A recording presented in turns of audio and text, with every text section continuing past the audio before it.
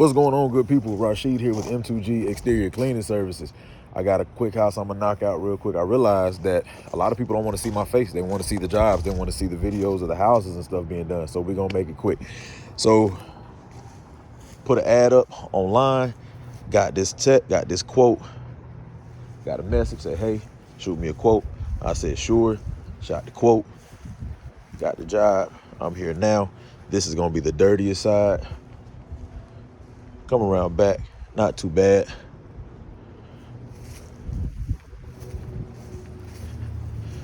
Just taking pictures, taking quick notes. I'm thinking about 12 volt. Okay, hold on. Not too much oxidation, all right. Or none at all. Should be very easy to do. A little bit of oxidation, but we don't disturb oxidation. We'll be all right. I'm trying to decide. Okay, this panel doesn't look too bad. It's a little old, but you can see where somebody did a tape job. I did the exact same tape job at my dad's house not too long ago, last year. So if you look at the video I did at his house last year, I did the exact same tape job. Anyway, this should be quick and easy, man. I'm gonna get in and get out.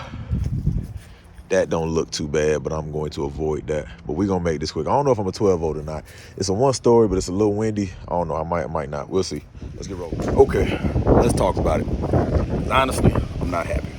I'm pissed. Yeah.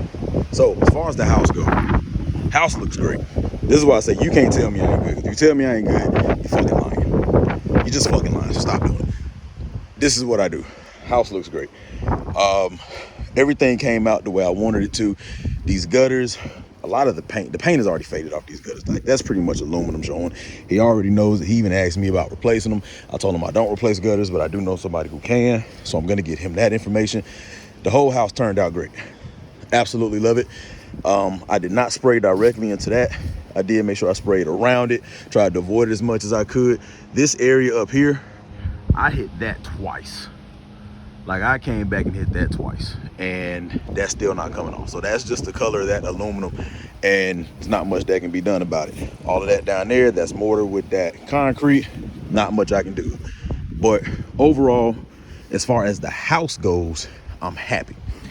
Here's what I'm pissed about. This house took me an hour from pull up to pull off. Like, I pulled up, called him, made sure I was at the right spot, and got started. An hour.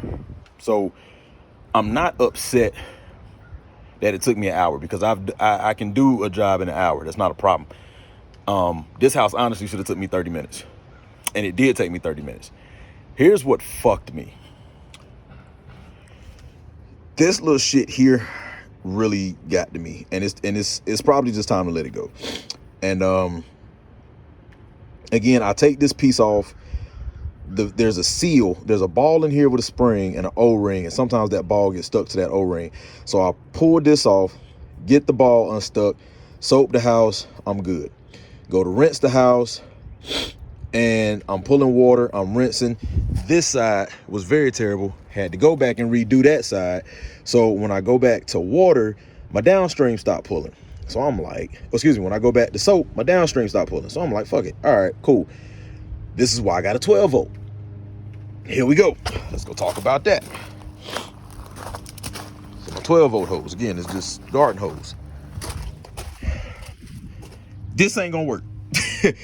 I love that I tried it, and I love doing stuff like this. So I'm proud of myself for trying. I'm proud of myself for being able to set it up. Here's what sucks. Some of this is not threaded. This part's threaded. That's a threaded nipple. There's a threaded end on this part here. There's a threaded end on this nipple here. These areas, not threaded. So I think it's seeping air. Another thing you don't see is check valves. That's on me. So I'm thinking, cool. Don't need to check valves. This is going to be good. I can just nuke this side up real quick. I even made sure I put my percentage right. Had that one all the way open, had that one. This is closed. I turned it just a little bit. Made sure this time. And it still wasn't pulling right. It was almost like it was pulling a lot of air or something. Just something just wasn't right. The flow wasn't doing what I needed it to do. So that kind of pissed me off. So I'm like, all right, now I got to go here. I got to break this down. I got to take my hose off. I got to redo my downstream injector because this shit ain't gonna work. Ain't working. So I cut the pump off, get this set, and I go to re-soap that side of the house again. Everything's fine. I look back and my soap tank is flooding. And I'm like, what the fuck would be causing my soap tank to flood? Realize, my dumbass, I don't have a check valve here. So the back pressure is sending water into my SH tank, my soap bucket behind there. So now, I don't know how much water has poured into my soap tank, which was just soap, or excuse me, SH and soap mix. So just my SH bucket now has water placed into it. So now, with downstreaming, you know, it already breaks down the amount of SH. It always breaks down that percentage. With a 1.8 injector, 10% SH, I'm pulling 1%, if that, on a house. Now it done flooded with water. I don't know what that 10% done broke down to. So now I'm gonna have to pour that into a batch tank because I'm not wasting it. I'm gonna have to pour that into a batch tank and refill that or figure something out. But overall, I'll say all that to say this. I pride myself on doing things as cheap as possible without flexing quality as much as possible. And I did say previously that you have to do certain things with quality. You just can't go any other way without it. So this is one of them moments where quality was going to have to take place. I've had this downstream injector since I started, 3 years, and I just continuously work on it. I fix it. So I'm going to go ahead and go to Northern Tool, buy a new downstream injector. Going to keep this one, but I'm just going to go ahead and buy another one, have it as a backup. Just that way I can just switch downstreams and keep going if it ever happens again. As far as this is concerned, I'm going to go ahead and rebuild this. As of right now, it's going to have to do. But as far as I'm concerned, the 12 volt is shut down unless I absolutely 100% have to use it. I'm going to rebuild this. I'm going to use all threaded PVC and Loctite.